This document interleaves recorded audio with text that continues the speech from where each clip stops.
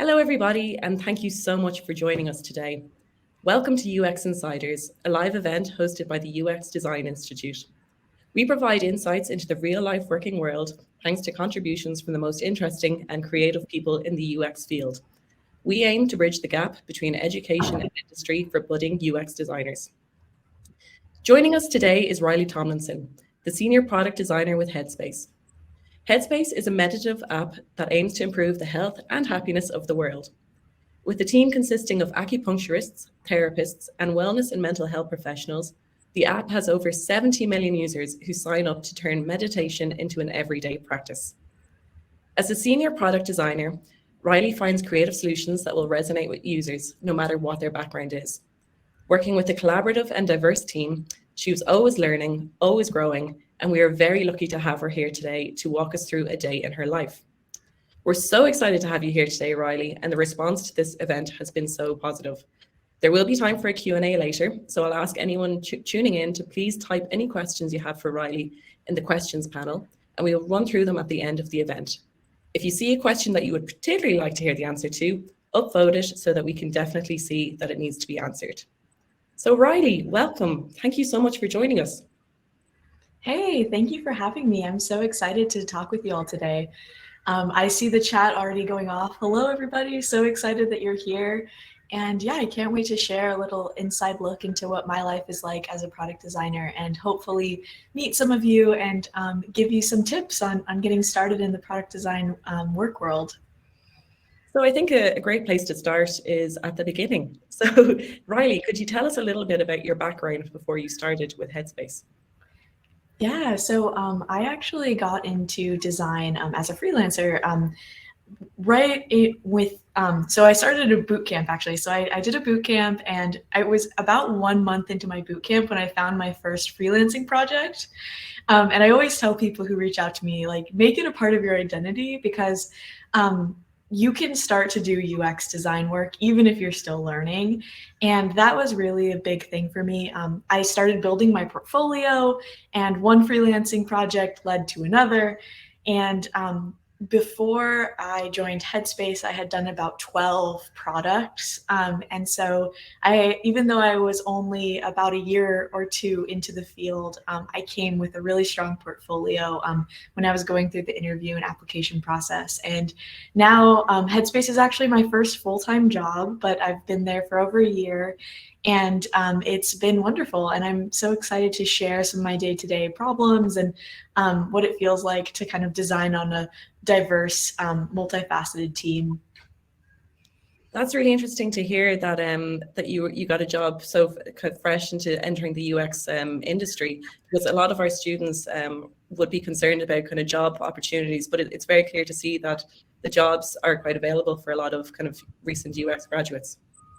Yeah, and the field is growing. It's a really important scope of work. Being able to build products that really resonate with human needs is the difference between adoption or a product that just ends up in some abandoned graveyard somewhere.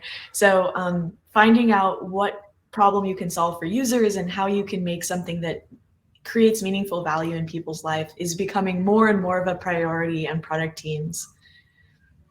Okay, let's all transport ourselves into what we imagine the Headspace work arrangement to be like. What are your responsibilities in Headspace, and what does your day-to-day look like?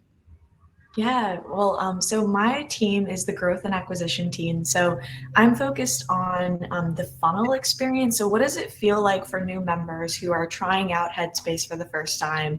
How do they find us and how do they come onto our product? So I'm thinking about web as well as native.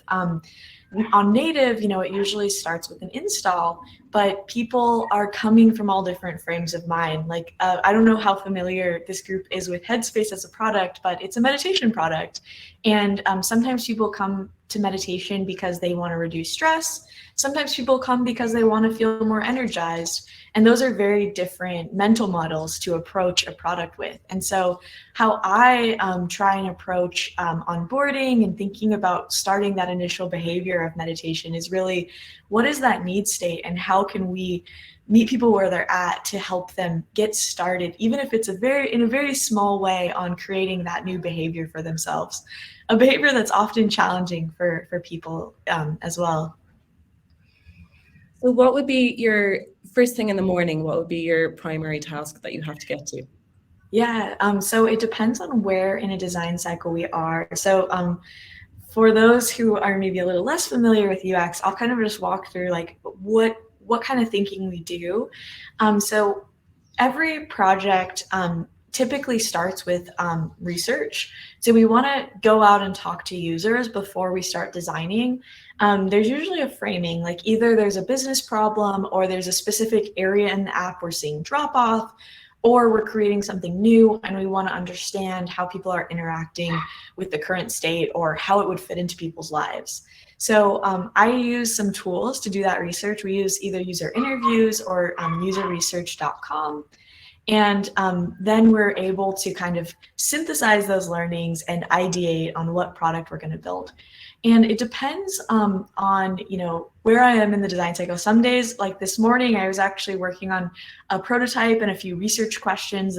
We're doing some testing today on the family plan for Headspace. We're trying to broaden it to be friends as well. But yesterday I was working on engineering handoff. So that's really detailed, zooming in on every screen, making sure every single margin is even, making sure that every error state is defined. So it can be quite detail oriented and it can be quite big picture at times as well. So one thing I suppose that you keep mentioning there is people. So there's the people who create the product and there's the people who use the product. So when you're working with your teams, how important is collaboration with other people when it comes to creating a fully functioning app? Yeah, so on my team, we have squads at Headspace. So there's different squads that operate with different goals. So while I said my squad is kind of focused on the first minute or so, there's other squads that are focused on long-term engagement and long-term behavior change. But on my squad, there's one designer, which is me, and then there's a PM. So a product manager is typically the person who runs the velocity of every experiment. They're also the ones that often prioritize. So we usually don't have any problem with the amount of ideas we want to pursue, but there's always constraints around engineering resources and time. So we don't necessarily want to just have the designer running in a bunch of different directions. The PM, product manager, really helps kind of keep us all focused. And then once I've created a design, I work with engineers to make sure that that design is implementable. So they're the ones that are actually building it. And on my team, we have over 10 engineers. We're actually hiring right now. So we're going to be up to 18 engineers by the end of probably next quarter. And so part of my job is also to make sure that the engineers I'm ahead of the engineers.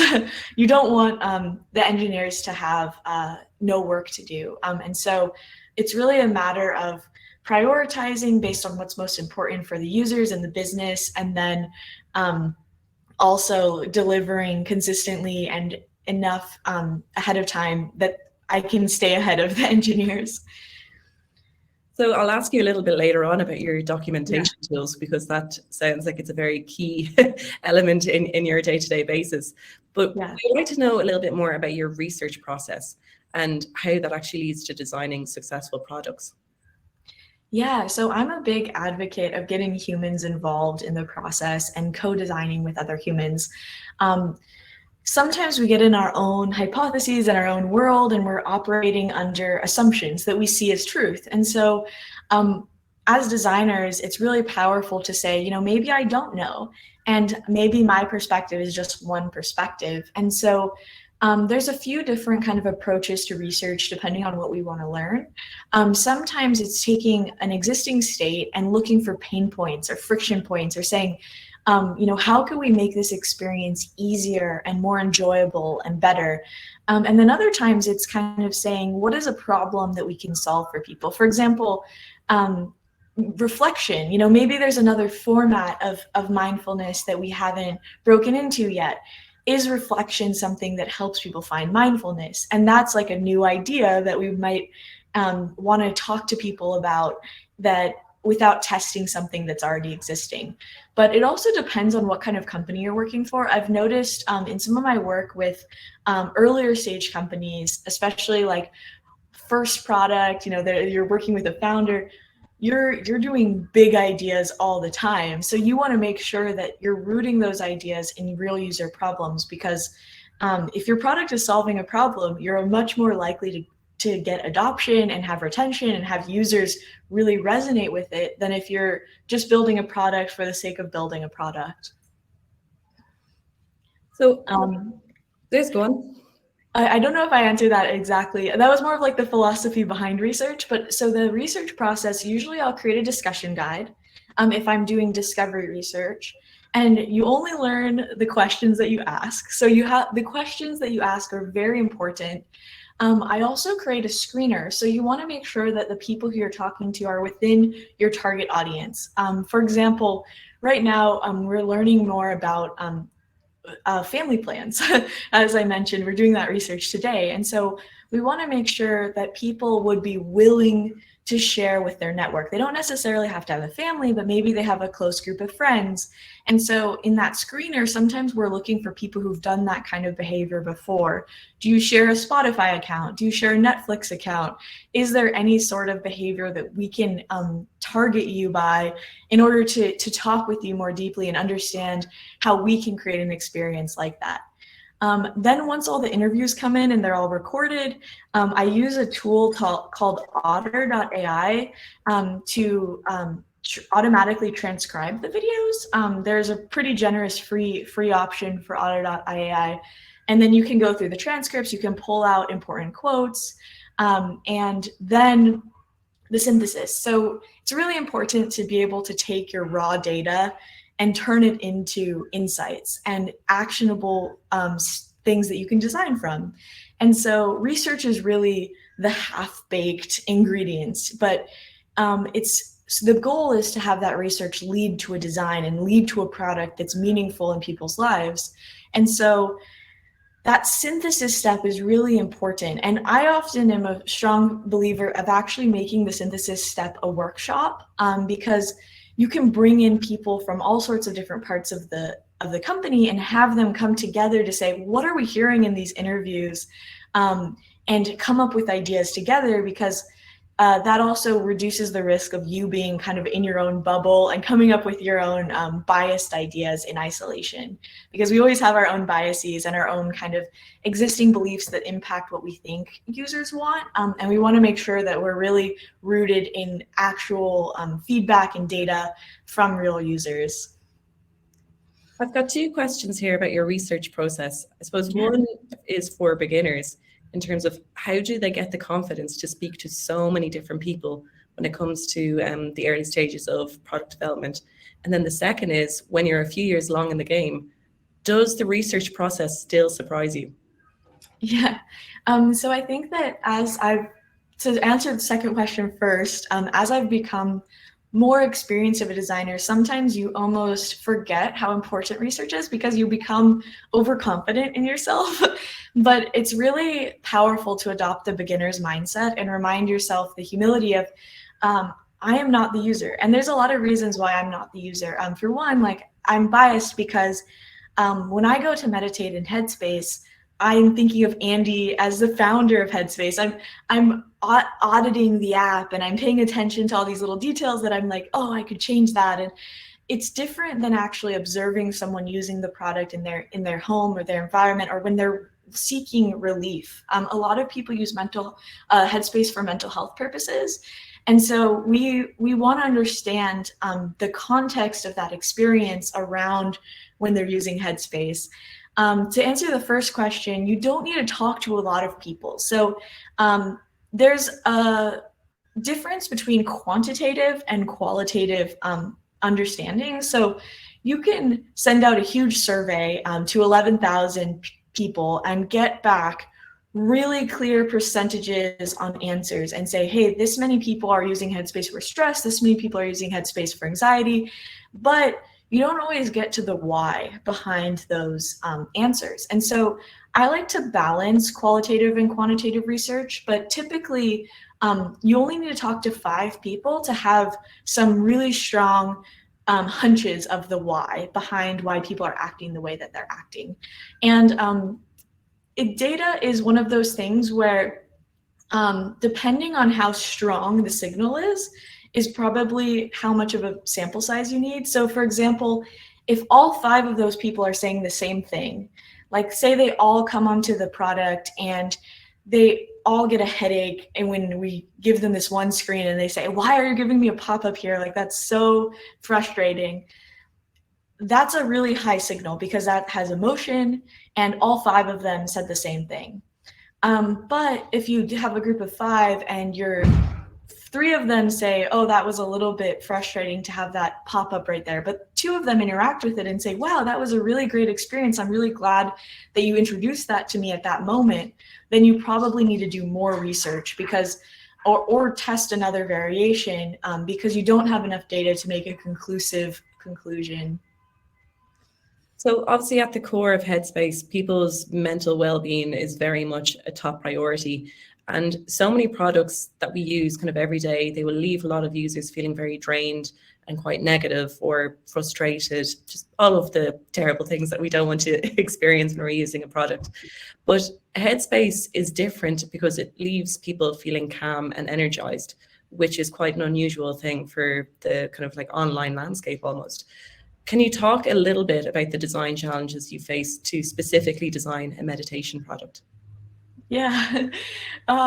So that is a fine line I think a lot of us will run into in our careers, which is how do we design for the human need, but also meet some of the business needs, or there's a lot of companies out there that are trying to keep their business running, and Headspace is in a really good line of work. So I'm really lucky that I'm able to kind of work on these day-to-day challenges. But when you compare a product like, say Instagram versus Headspace, Headspace is a much more difficult behavior to encourage people to do. It's like working out, like going to the gym is not an easy thing that people innately want to do. It's something that requires dedication and work and creating a behavior for yourself. Versus Instagram, you can kind of mindlessly like scroll, and it's very easy for people to engage with it. And it's kind of captivating in a way that is addictive and makes people walking away from it feeling like they have less attention and less energy. Yet a product like Headspace that might be better for you in the long run is, while it's harder to establish that behavior, it's a safe place you can go in your phone where, the idea is people come to Headspace and they do one meditation and they walk away feeling more focused and better. But we have metrics that reflect that. So our goal isn't to have people come on and spend 5 hours on Headspace. Our goal is to have regular engagement and regular behavior building so that people can become more able to deal with stresses and anxieties in their life, and be able to approach their life with a pause button in the back of their pocket. It's just a moment for people to be able to kind of like stop and gather their thoughts. But how do you introduce that into people's lives when there's a million other things going on? And so, there's a challenge there between, people know that it's good for them, but how do you help people get there? And one of the things I've noticed partly from user interviews is that it starts really small. So, it's a 1-minute meditation. If you can get someone to successfully meditate for 1 minute and they can feel that little bit of sense of calm or relief, you're much more likely to get them to come back or to start to build a 5-minute habit. And, Headspace has a few kind of different places in it that we're trying to adapt for different people's need states, such as there's move content. So you can do like on the go, like walking meditations or yoga, or sleep. A lot of people like to listen to meditation stories when they're going to sleep.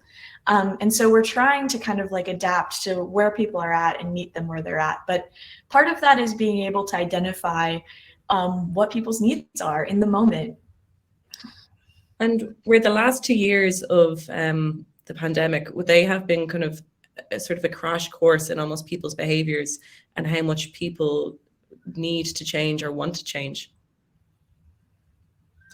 Yeah, so the pandemic has been a hard time for a lot of people. There's been like a spike in mental health needs, and so Headspace did see like a spike in growth of people who are interested in meditation.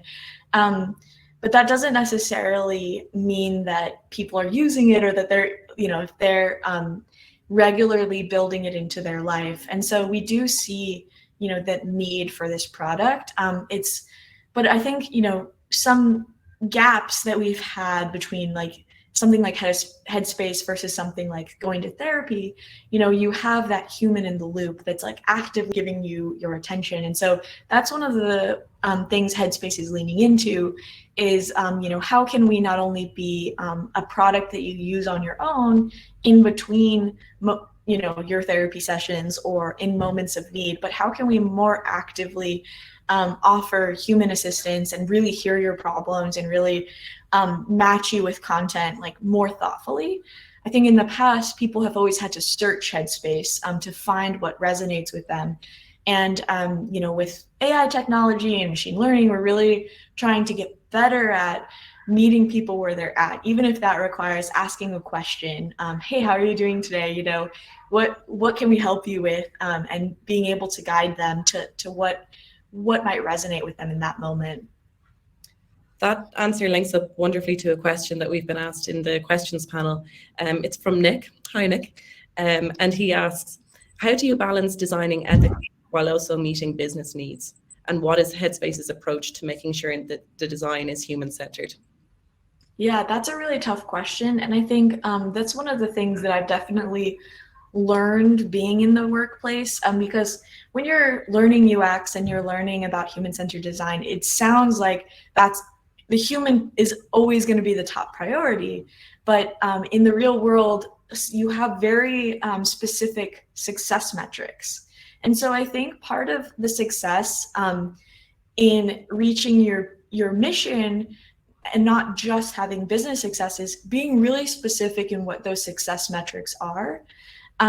So for example, is it just more people subscribing, or is it also how many people are reaching relief, or like how many people are consistently coming back? It's tough because we typically evaluate the success of products by very quantitative data. And so I have had a lot of practice in turning UX goals into business goals. Sometimes the business will say, you need to raise this metric by 10% in 6 months, something that a product manager will look at and say, okay, that's the outcome. But very rarely is that outcome reached by just brute force, right? Like you don't have a successful product by just telling people like you need to sign up for this product. You have a successful product by creating transformative experiences for people. And so the way that you raise those metrics and the way that you deliver from a business perspective is often through increasing the warmth and the value of an experience. And so I've had to kind of reframe like, hey, this is a human goal, but I think it will have this effect because we know when we make experiences better, businesses benefit. When people want to use a product more, they're more loyal and they might renew their subscription. But yeah, it is a balance between, it's a job. So how do we deliver and keep the company going, as well as, delivering for our members and making sure that experience is really wonderful. You mentioned there how trying to change UX goals into equating them to business goals, and how incredible, what a world we would live in if every business adopted that model where the user's happiness was actually equal to the business model. When we first spoke, Riley, you mentioned the toothbrush test. So I would love it if you could share that with everybody tuning in so that they could get a greater concept of how it works.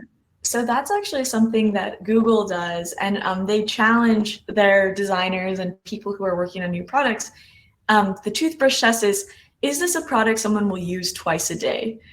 Is it, you brush your teeth once in the morning, once at night, hopefully.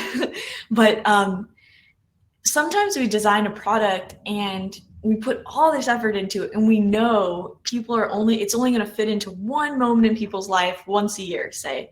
For example, let's say it's a dog training app. Oftentimes people need dog training just for the first couple months of the dog's life. But what about, the longevity of that membership or the retention of that membership? So when creating new products, it's really useful to think about how would this fit and serve a purpose and create value consistently in someone's life, not just as a one-off experience, but as something that people come back to as an ongoing journey. And so thinking more long-term about products is definitely a way that I've grown as a product designer. My initial work was always just one flow and one journey, in this exact moment, this is how people are interacting with the product. But as you start to think more broadly and zoom out a little bit, you start to think, the toothbrush test, how does this consistently play out in somebody's life? And how can we design for who we want them to become, and how using this product might transform our users? For Headspace, for example, we hope that our users, and I've had people cry on Zoom calls because Headspace has affected their life so much, but we hope that people come with tools to be able to better manage stress, better deal with anxiety lifelong. And so we hope that by using our product, we're transforming our users into more mindful and capable people that are able to manage their mental health a little bit better. Yeah. So how, I'd love to understand, when you take this very real human reaction and really very real human emotion and response to your app, how do you literally translate that into the measure success when you're doing maybe your end of quarter reports? How do you share the success with your colleagues? So one way is NPS. So there is an in-app toast that we have. If you're not familiar with toast, it's one of those little lines at the bottom of the page that pops up on occasion that just basically asks users on a scale of 1 to 10, how are you enjoying your experience? And if they want, they can leave a comment as well. And we have a very high NPS score. So it's kind of hovering in the 76 range, which is pretty high for most products. And we have people who leave really telling kind of feedback, and that is something that we build into our success metrics. There are things that are harder to measure, like Headspace as a brand. A lot of the brand equity is because Headspace is a good actor in the world, and people are familiar with the free, the social good that Headspace has done. We gave free access to full premium memberships to healthcare workers during the pandemic, and we give free Headspace to educators. And so there's people are aware of some of the social impact that Headspace has done, which elevates the brand and creates brand equity. And so that is a little harder to measure because it's not, there's not necessarily one metric that you can see where that brand equity is playing off, but it impacts who subscribes and who uses Headspace long term. You mentioned the value of feedback and reviews there, and I'd love to almost double down on that point for anybody who might be leaving reviews or feedbacks for any product. How important, how valuable is that for you as a product designer to see these reviews coming into you directly from users? Yeah, so people have different approaches on how they handle reviews, and I noticed that at smaller companies, they're often much more they take each review as user feedback. And I'm of the mindset that that's a really great way to build products, because usually the reviews you're getting are indications of larger opinions and that maybe not everyone has a chance to come and write something about. So I personally check the reviews every day. We have an integrated Slack channel that gives us a notification every time a review is posted. And sometimes when we have negative reviews, I'll screenshot it and I'll go talk to somebody about it and say like, hey, is this a bug? Like this person, had this problem, and come back. And I don't necessarily respond to the reviews or do anything in particular, but it's part of the communication stream with my team and like thinking about, we do get a lot of reviews daily. And so some of them I'm not sure if they're like 100% replicable, but sometimes I'll bring it to an engineer and be like, hey, is this a bug? Can you replicate this? Or is this just a one-off experience? We also have a member experience team, which is pretty extensive, and they are, they have phone support and email support for people who have problems. So that's also like an avenue that I can go to ask for feedback. They can offer me, like if I'm thinking about sharing and virality, how can we encourage more sharing at Headspace? I can go say, hey, have we had anybody mention these words in the last 30 days, or has there been any product requests for this? And they monitor not only the App Store, but they monitor actually all of social media. So any sort of sentiment that's coming in about Headspace on Instagram or Twitter or LinkedIn, they'll give me that feedback as well. So for you as a designer, what matters to you the most when it comes to choosing a place to work or choosing a specific project to work on? Yeah, so you can only do once you join a company, you can only do one job at a time. So as much as the job hunt seems urgent and important, it's also a matter of really finding a place that you want to spend time. And finding problems that you want to contribute to. So, all of the people on this call, you all have something special that you're going to be, it's not just your time and it's not just an employment arrangement. If you're designing a product for someone, you're giving your creative energy to that product. You're going deep on trying to understand these users and create value for these users. So for me, it's really important to find a company that has a mission and that aligns with some sort of good I want to create in the world, if that's how I'm going to be spending my day to day. And additionally, it's something that hopefully is interesting to work on. So you want to make sure the problems you're solving and the products you're building are engaging enough to keep you interested and to keep you excited to wake up each day and come to work. Because otherwise, you kind of just get into this drudging along, like I'm just here to make it to the next paycheck mode, which is not how you want to live, I think, for the most part, at least in my point of view. I suppose as well, a lot of designers are considering what their career options are. And I'm sure a lot of people's ears pricked up when they heard that you had a freelance background.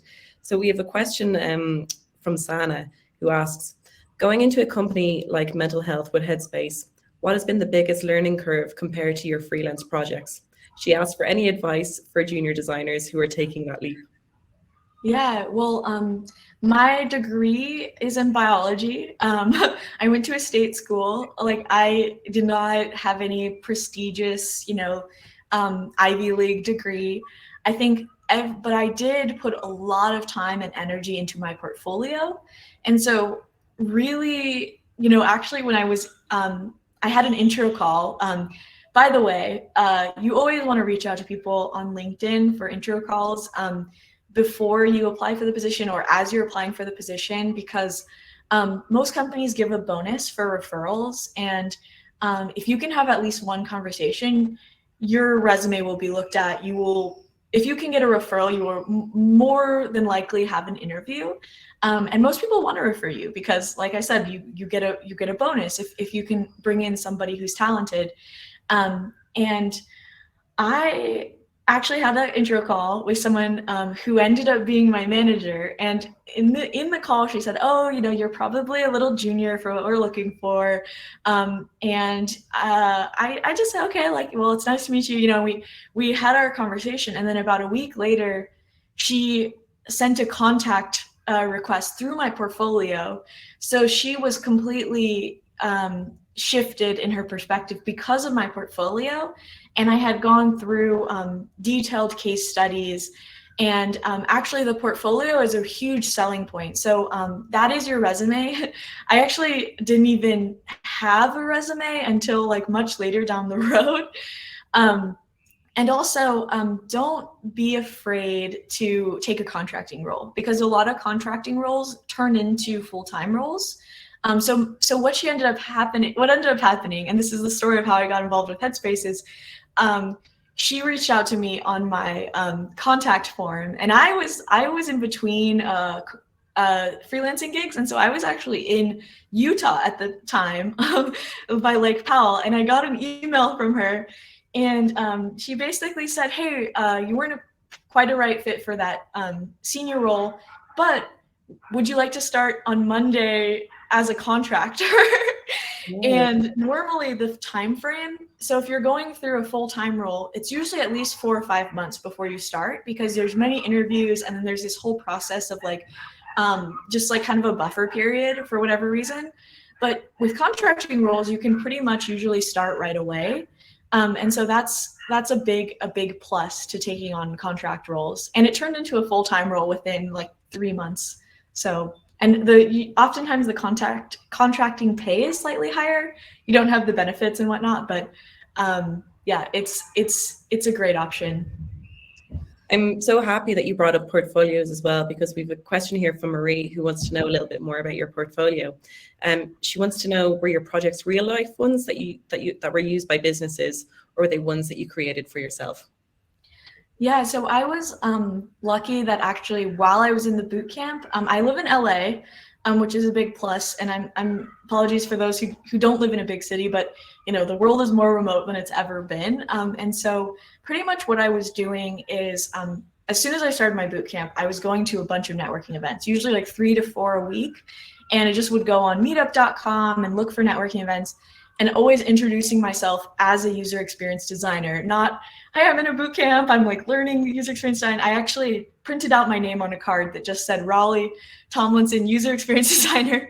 And so I felt confident, you know, in adopting that into my identity. And they were all real projects. So even in my boot camp, I was delivering work for my portfolio pieces and capstone pieces that were real projects. And so I, at the time, had no idea how much to charge. So I was just charging like a super low hourly rate, which now at the time in like, you know, is not necessarily market rate. I recommend like finding out whatever the market rate in your area is. And if you are very junior, maybe going a little below that, just because the expectations will be aligned with what your work deliverable is. I typically don't recommend doing free work, because I feel like typically it undervalues you. And even if you're only charging, say, like $20 an hour or something really low for this industry, that's better than you know, offering up your work completely for free. But I just followed my boot camp like one for one, and then I would go out and talk to people at coffee shops because I didn't have a budget for user research. And I would make wireframes that were really kind of like, I wasn't the best designer at the time. I was just getting started. And I ended up building a whole app for this. For the first product was actually like a social media startup. So it was not successful, but that doesn't matter. Your job is to be a designer. It's not the complete responsibility of the business, but I just documented everything in the case studies. I made sure the case studies were really focused on my process, and the case studies are the most important part. So yeah, make sure you follow exactly kind of what you're learning in your boot camp when you're or you know, the design thinking process when you're documenting that in your case studies. Yes, I suppose a great bit of advice from that is, if you are not doing work, create the work to show to other potential employers. Yeah, and I think that some people recommend doing like big brand redesigns like Tesla or Facebook. I actually think it's more interesting to come up with your own ideas and say like, hey, this is a completely new innovative cooking app or something kind of ridiculous, because to me that seems more real than like a Tesla redesign for someone who's like brand new to UX. But yeah. You never know, Tesla makes them wild. Yeah. We would really love to see some examples of your day-to-day work, and I know you've got Yeah. something lined up for us. Yeah, so I can't share everything because of course there's a little bit of a, some stuff that's in flight, some stuff that's kind of in progress. But one thing I've been thinking about lately, and we're actually doing a lot of work around, is like the question of how might we make it easier for people to share Headspace, and how might we create like, from a business perspective, some sort of kind of virality around Headspace. And so one thing that I'm kind of thinking about, and I'll just share like a light Figma file, is where in people's experiences would sharing fit. So like, let's wait for this to load, just 1 second.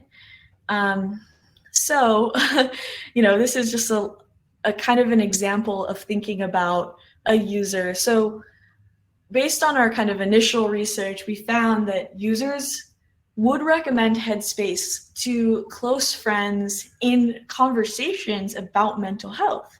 And it was very specific to the exact benefits that they were receiving and experiencing. For example, we had somebody who was using Headspace for chronic pain. And that's not the typical use case that I'm familiar with Headspace. I'm sure many people use Headspace for chronic pain because unfortunately there's a lot of people suffering from chronic pain. But this member was describing how she recommended Headspace specifically to other people dealing with chronic pain. And so, we started with just thinking, who in people's lives, like, is this something that comes to a daughter? Is this something that comes to a friend? Is it something you send to your husband? And what might be the different ways that people are talking about recommendations now? Like, is it someone's, hey, I bought this for you, try it out, removing any barriers to entry, making it super easy? Is it something that comes up in conversation? Is it something that you recommend over text? And so, thinking about the behavior design, this is something that one of the behavior designers at Headspace taught me, which is you want to think about the factors encouraging a behavior divided by the factors discouraging a behavior. So why would somebody share Headspace? It could help with mental health. They see the benefit in themselves. It's maybe if it's easy to share or easy for the recipient to onboard. Reasons they might not. It's taboo. It's hard to check in about. Maybe they're not comfortable talking about these meditation, or maybe there's a religious, like some people feel like it's taboo because it stems from like a Buddhist teaching or whatnot. And so one thing we were thinking about, there's really like this health benefit to the recipient minus the cost to the recipient. And so one kind of wireframe we were thinking about, which is like, okay, say it's a moment of experience where the user is experiencing Headspace. Do you not see anything? No, we do. Okay. Yeah. So sorry, Ryan, if you don't see anything, but I'm going to continue. So basics. Oh, it looks like some people. Sorry, no, it's not sharing here. Oh, thank you, guys. Let's see. I am zoomed in. Well,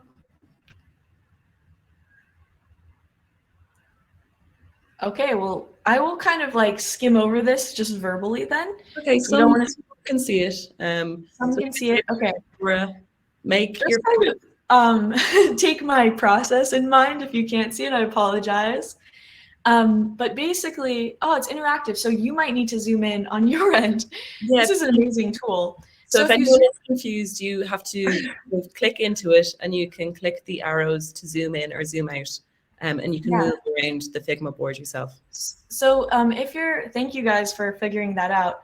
So then if you're looking at the wireframe in the upper right-hand corner, so there's some screens, and this, yeah, UX in real life, true. So there's some screens. So what we were kind of thinking about was like, how do we capture a moment where a user is experiencing Headspace? Maybe we have to think about, are they sharing this with one person, or are they sharing this broadly, like on social media for like some sort of social clout? So like the example I was using here was like, okay, maybe it's the moment where we have this little celebration after they do a meditation where we give them a +1 streak. Standard iOS share controls, maybe they share over the text. And then for the recipient, I think what we really want to do is we want to create not only that moment of sharing where they see the content, but a moment of onboarding afterwards. And even like a recipient discount if they do want to become a member at that point. And so I think that there's like, a lot to think about here. But then when we kind of started going into Figma, started thinking about like a lot of different moments. So maybe this is something that's on the actual course. Maybe this is something that, and if you can scroll down, you can see, and there's a gray box that kind of says the moment of the member, and then there's the screen and the share experience following. So maybe it's a moment where someone's in a group meditation and you want to share the group meditation and invite people to join you live in the moment. Maybe it's a mindful moment. Maybe it's a notification and we send people a specific experience that's unique to something that they might want to share, which is, it's kind of a cheesy quote at the moment, but something along those lines that's a custom experience specifically for sharing. Or maybe it's your stats or something that's on your profile tab. But yeah, that's kind of an example of like how you might go through a very quick kind of design thinking process that's rooted in research, but turns into some real life options. And from here, the next step would to probably be doing some user testing so that we could narrow in, all right, we generated a few ideas, now let's narrow in on which one we actually want to build. Because building takes time and resources, and design is a lot faster and less expensive to get something across the finish line.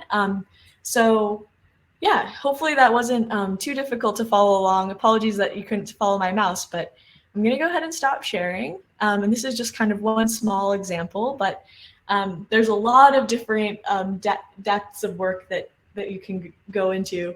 Oh, and I see some of you guys in the file here. Hello there. Yeah, we had a great comment from Lucia, who says that they make screenshots of the quotes you get at the end of a meditation, crop them and share them, and saves them as Headspace wisdoms of the day. Yeah, wow, that's a great one. Great. So we only have about 10 minutes left now. So if anybody has any urgent questions that they would like, we will dedicate a lot of this time to your questions. I suppose a big one, and this will probably come from a lot of the questions that we'll see now, is what would be the main advice that you have for anyone who's freshly starting out in product design? Yeah. So my advice is to get experience, because I found that personally freelancing was a lot more within my scope of ability at first. Like it took me a lot longer to do things. So being able to charge an hourly rate and kind of work based on my own schedule was a lot more manageable for me.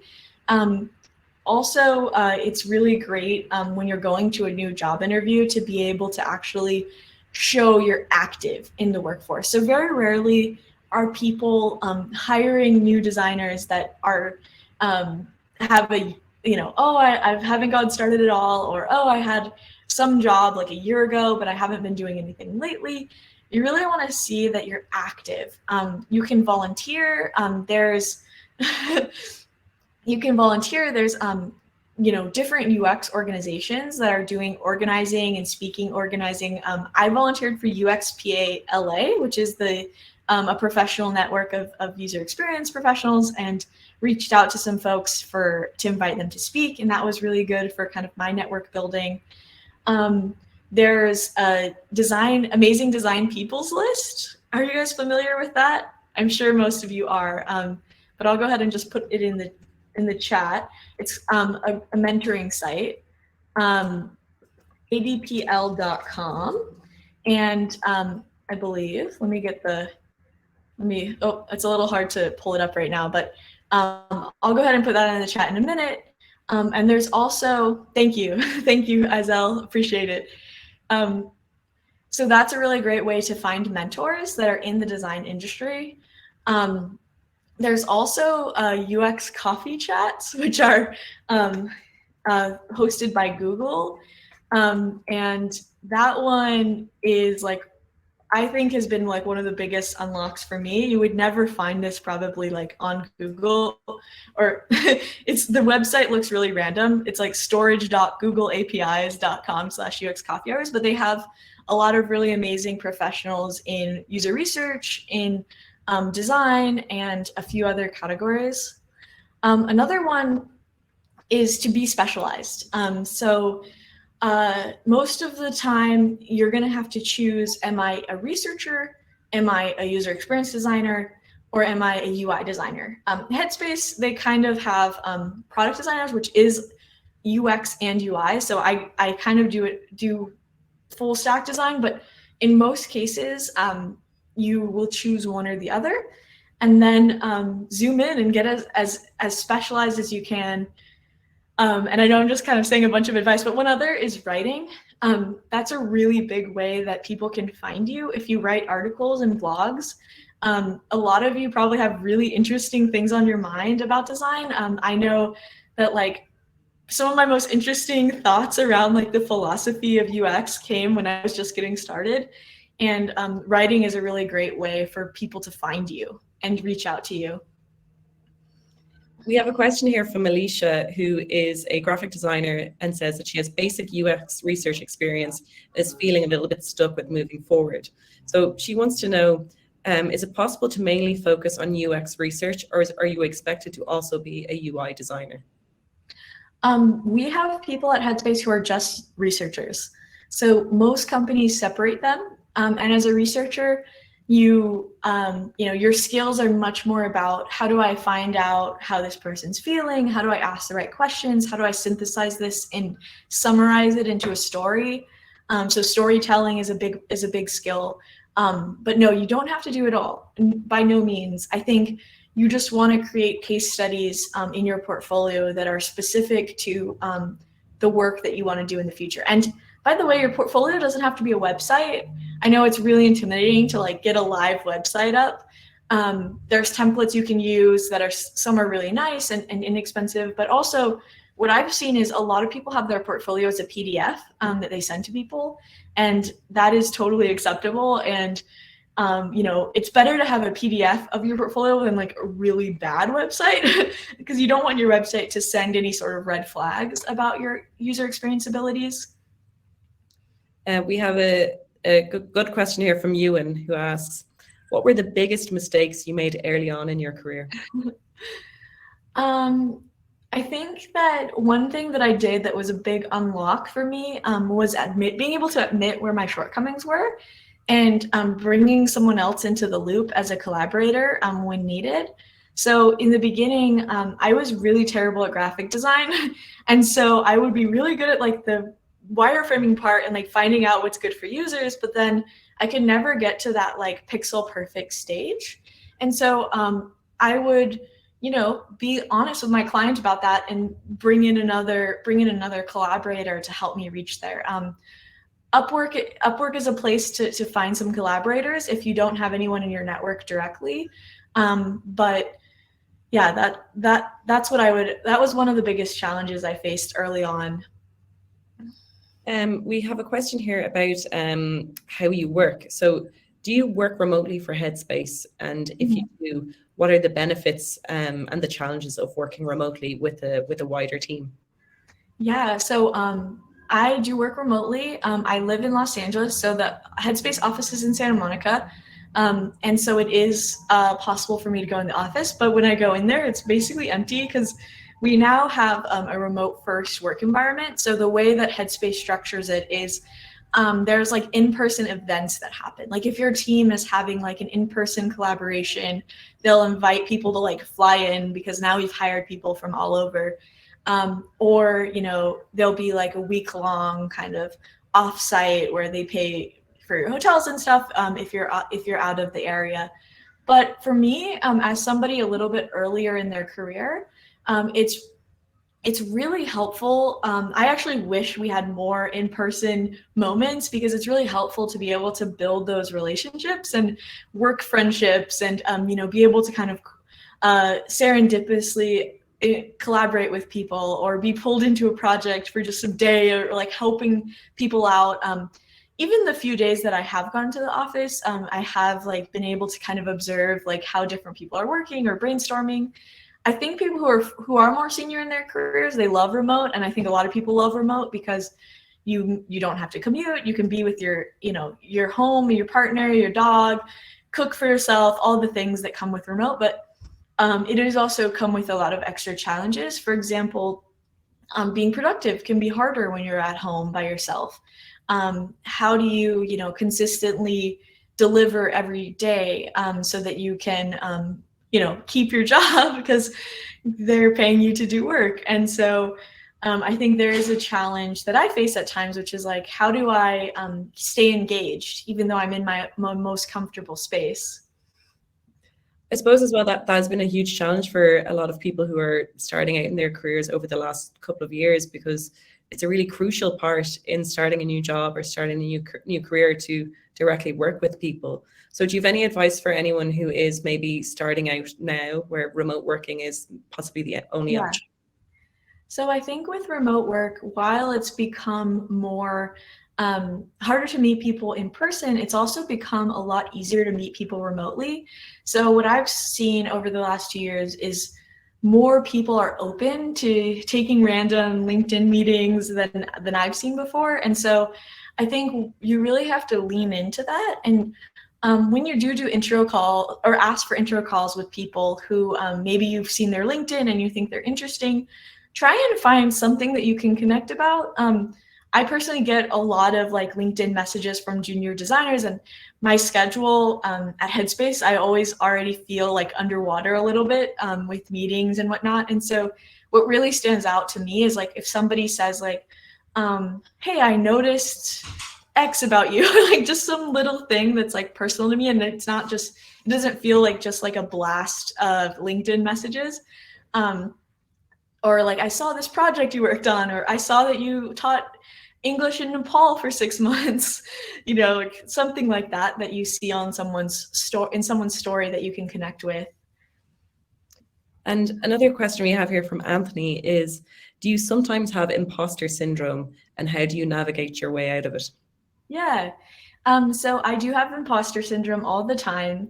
And I think that the way that you can think about imposter syndrome is it's kind of just another word for being able to identify your own areas of improvement.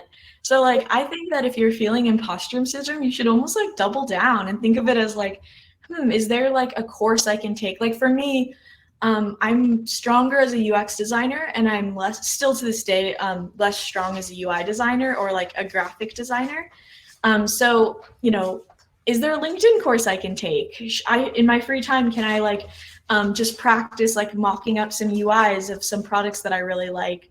If you're feeling imposter syndrome, how can you like lean into that and grow instead of just like, pushing it under the rug?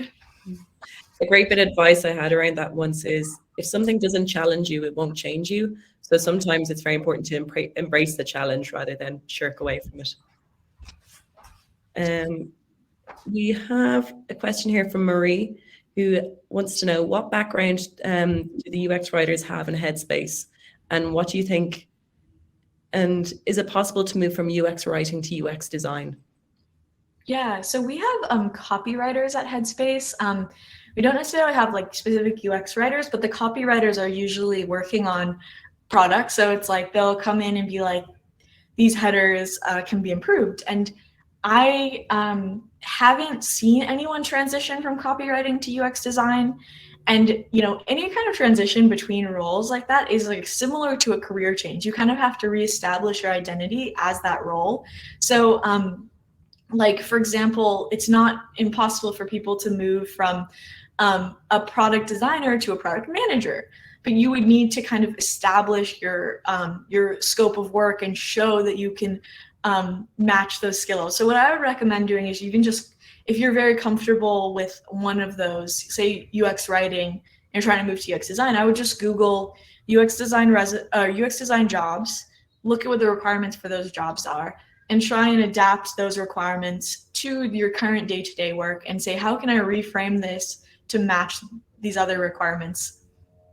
Brilliant. Thank you so much. Now, unfortunately, we have come to the end of our live event. And thank you for everyone for giving either your evening or your morning over to us. And thank you so much for giving us your time and your expertise. And I'm sure that Headspace will have so many new users as a result of this topic.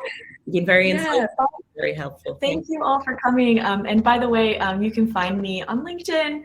That would be a great place to kind of see your faces, since I only see a number here. But also, Louise, if you don't mind, is there any way to save some of the questions? I'd love to kind of like look through them afterwards, if possible. Oh yeah, absolutely. We will get that to you, no problem. Okay, thank you all. And thank you so much for coming. It was a pleasure to speak with you all. Thank you. All right, thank you.